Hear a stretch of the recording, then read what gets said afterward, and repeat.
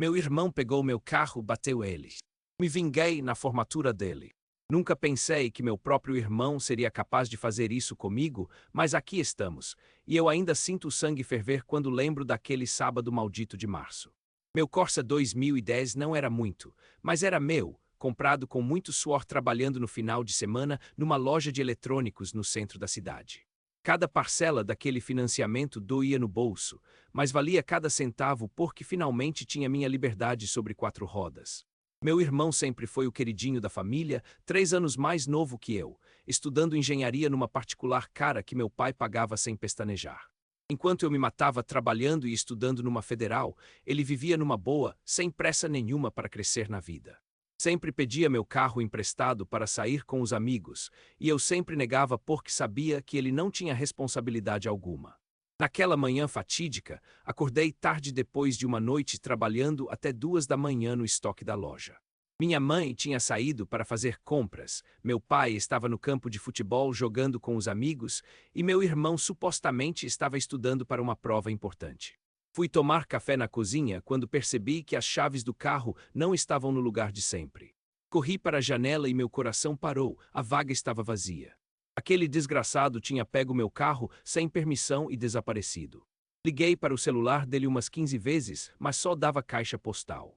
Mandei mensagem no WhatsApp, no Instagram, no Telegram, em tudo que era rede social, mas nada de resposta. Passaram-se 2 horas de pura agonia até meu telefone tocar. Era um número desconhecido, e quando atendi, uma voz feminina me perguntou se eu era o dono de um Corsa prata. Meu estômago despencou quando ela se identificou como policial e disse que havia acontecido um acidente na Avenida Paulista. Chegando no local, vi meu carro completamente destruído contra um poste. A frente estava completamente amassada, o para-brisa estilhaçado, e o que restava do meu sonho estava sendo guinchado para um ferro velho. Meu irmão estava sentado na calçada, aparentemente ileso, mas com uma expressão que misturava culpa e desespero.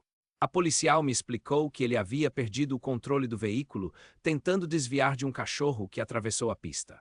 Felizmente ninguém se machucou, mas meu carro estava destruído e ele não tinha carteira de habilitação. Além disso, descobri que ele estava voltando de uma festa que durou a madrugada toda, o que explicava por que não atendia o telefone. Nos dias seguintes, meu irmão tentou me convencer de que tudo se resolveria. Disse que o seguro cobriria tudo, que meu pai ajudaria com o resto, que ele assumiria a responsabilidade. Mas quando fomos na seguradora, descobrimos que o seguro não cobria acidentes causados por condutores sem habilitação. Meu carro estava perdido e eu estava ferrado. Minha família tentou minimizar a situação, dizendo que eram coisas que aconteciam, que o importante era que ninguém se machucou. Meu pai disse que me ajudaria a comprar outro carro, mas só depois que terminasse de pagar as mensalidades da faculdade do meu irmão. Basicamente, eu teria que esperar pelo menos um ano para ter transporte próprio novamente. Durante os meses seguintes, minha vida virou um inferno. Tinha que acordar 2 horas mais cedo para ir trabalhar de ônibus, chegava atrasado na faculdade, perdia oportunidades de trabalho freelancer porque não tinha como me locomover. Enquanto isso, meu irmão continuava sua vida normal, usando o carro do meu pai quando precisava, sem consequência alguma. Mas o que mais me doía era a atitude dele. Nos primeiros dias, ele até demonstrou remorso, pediu desculpas várias vezes. Porém, conforme o tempo passava, ele começou a agir como se nada tivesse acontecido. Volta e meia fazia piadinhas sobre minha dependência do transporte público. Chegou até a sugerir que eu deveria ser grato por ter descoberto como o povo brasileiro realmente vive. A gota d'água foi quando ele me pediu dinheiro emprestado para uma viagem de formatura. Disse que todos os amigos iam para Cancún, que seria a viagem dos sonhos dele, que eu, como irmão mais velho, deveria apoiar esse momento especial. Quando perguntei sobre o dinheiro para me ressarcir do carro, ele disse que isso era passado e que eu deveria seguir em frente. Foi nesse momento que algo mudou dentro de mim. Percebi que meu irmão não era apenas irresponsável, ele era completamente egoísta e manipulador. Tinha destruído minha vida e ainda queria que eu financiasse a diversão dele. Decidi que precisava fazer alguma coisa, mas não sabia exatamente o que. A inspiração veio quando descobri que a formatura dele seria no mesmo salão onde meu primo havia se casado 2 anos antes. Eu conhecia bem o lugar, sabia que eles terceirizavam o som e a iluminação, e que o técnico responsável era um conhecido meu da época que trabalhava numa loja de equipamentos eletrônicos. Conversando com esse técnico, descobri que ele ainda guardava rancor da minha família porque meu pai havia reclamado do serviço no casamento do meu primo, chegando até a ameaçar não pagar o combinado. Quando expliquei minha situação, ele ficou genuinamente revoltado com a atitude do meu irmão. Começamos a planejar uma vingança sutil mas eficaz. Ele me disse que seria possível interceptar o sistema de som durante a cerimônia, desde que eu conseguisse acesso ao salão algumas horas antes. O plano era simples. Durante o discurso principal do paraninfo, substituiríamos o áudio por uma gravação minha contando toda a história do carro. Mas quando chegou o dia, descobri que a vingança que eu havia planejado seria muito pequena perto do que estava prestes a acontecer. Chegando ao salão 2 horas antes da cerimônia, encontrei meu irmão no banheiro, chorando compulsivamente ao telefone. Ele não me viu, mas ouvi perfeitamente a conversa. Ele estava falando com alguém sobre dinheiro, dizendo que não conseguiria pagar uma dívida que vencia naquela semana. Mencionou algo sobre apostas esportivas, sobre ter perdido muito dinheiro em jogos online e que estava desesperado. Quando terminou a ligação, continuou chorando, e foi então que percebi que meu irmão estava muito mais ferrado do que eu imaginava. Resolvi abandonar meu plano original e seguir ele discretamente. Vi quando ele se encontrou com uma mulher elegante no estacionamento, alguém que eu não reconhecia. Eles conversaram por alguns minutos e ela entregou um envelope para ele. A expressão no rosto dele mudou completamente, de desespero para alívio. Intrigado, decidi investigar quem era essa mulher. Usei o Instagram para tentar identificá-la através das pessoas que meu irmão seguia, e descobri que ela era casada com um empresário rico da cidade. Mas o mais chocante foi descobrir que ela havia curtido e comentado várias fotos antigas do meu irmão, algumas de mais de um ano atrás. Tudo começou a fazer sentido quando encontrei mensagens antigas no computador que meu irmão e eu compartilhávamos. Ele estava tendo um caso com essa mulher há quase 2 anos e ela estava bancando parte dos gastos dele. O dinheiro que ele recebia não era só para sair com os amigos, era para sustentar um estilo de vida que ele não podia pagar.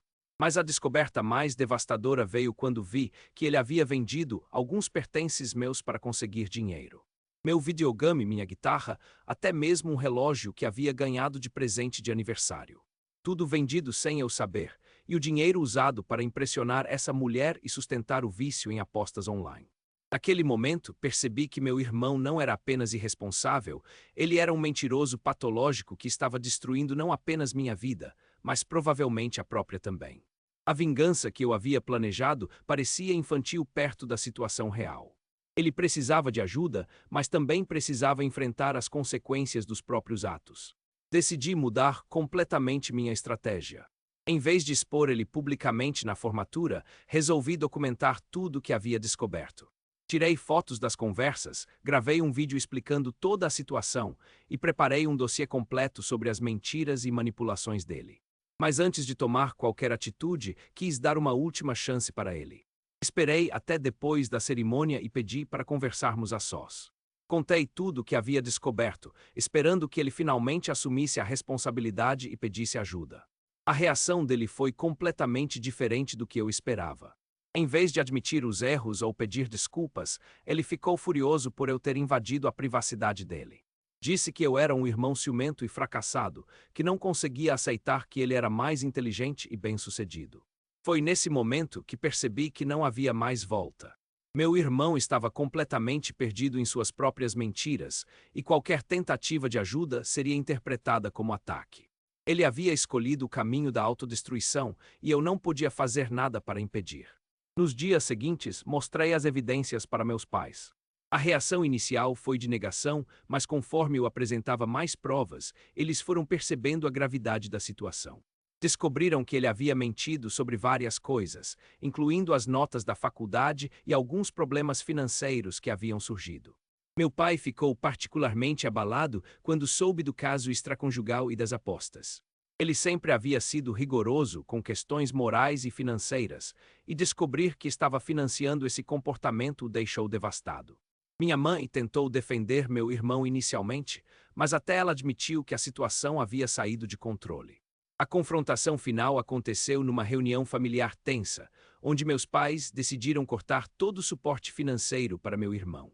Ele teria que arcar com as próprias consequências, incluindo terminar a faculdade com recursos próprios e resolver suas dívidas sem a ajuda da família.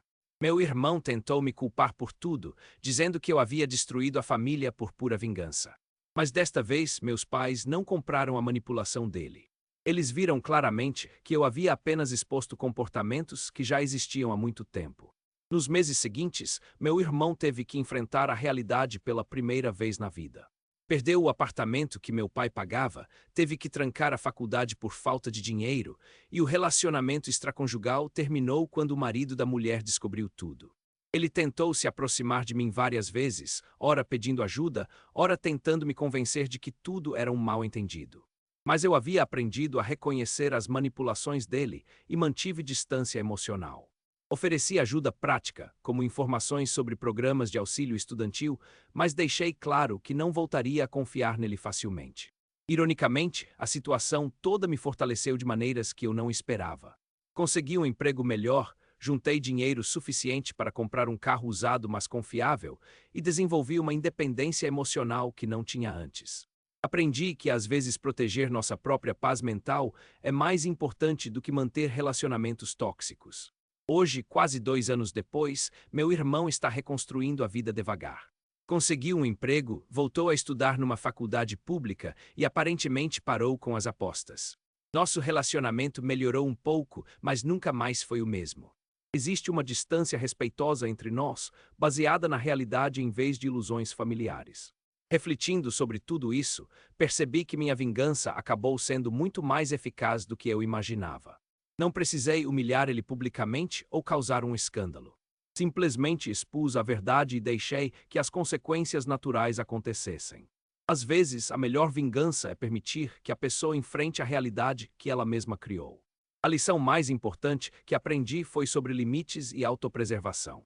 Amar alguém não significa aceitar qualquer comportamento e proteger nossa própria dignidade não é egoísmo. Meu irmão precisava aprender essas lições da maneira difícil, e eu precisava aprender a não me sacrificar pelos erros alheios. No final, todos nós saímos dessa experiência transformados. Meus pais desenvolveram uma visão mais realista sobre educação e responsabilidade. Meu irmão, espero, aprendeu sobre consequências e honestidade. E eu descobri uma força interior que não sabia que possuía. Ainda sinto uma pontada de tristeza quando penso na relação que tínhamos antes, mas não me arrependo de nada. Às vezes, as pessoas precisam perder tudo para descobrir quem realmente são. E às vezes nós precisamos deixar que isso aconteça, mesmo quando dói no coração.